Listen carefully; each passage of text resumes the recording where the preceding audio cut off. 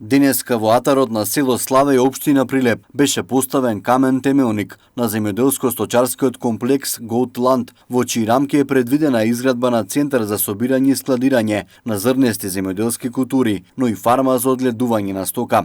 На поставувањето на камен темелникот присуствуваше и премиерот Зоран Заев. Тој му се заблагодари на амбасадорот на Германија во нашата држава Томас Герберих.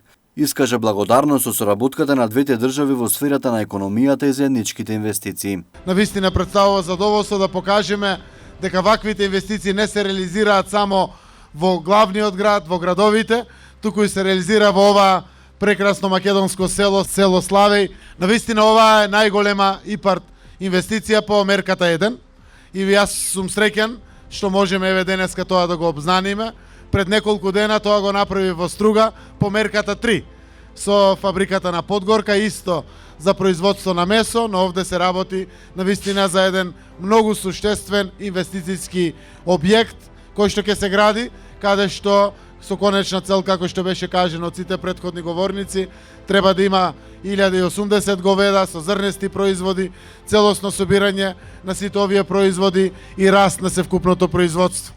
Истовремено премиерот рече дека еден од собствениците на инвестицијата Арбен Абдурахмани е пример кој треба да го следат младите, да стекнуваат искуство и нови знаења во странство, а потоа да се дојдат дома, бидејќи во нашата држава има услови за водење на бизнис. Уште кога напуштив родниот крај пред многу години, целта ми беше да се вратам и да продолжам со бизнис. Тргнувајќи од моето лично искуство, сакам да опатам порака до сите наши сограѓани во и надвор од државата дека во наша земја постојат можности за водење на успешен бизнис. Нас како компанија не радува фактот што со Голдланд ќе ги зголемимо постојните капацитети и обезбедимо суровини за производство за потребите на групацијата на ВЗ Шари. На поставувањето на камен темелникот свој обраќање има инвеститорот од Германија Херман Семилер, заменик премиерот задолжен за европски прашања Бујар Османи, министерот за земјоделство, шумарство и водостопанство Трајан Димковски и директорот на Агенцијата за финансиска поддршка во земјоделството и руралниот развој Никола Бабовски.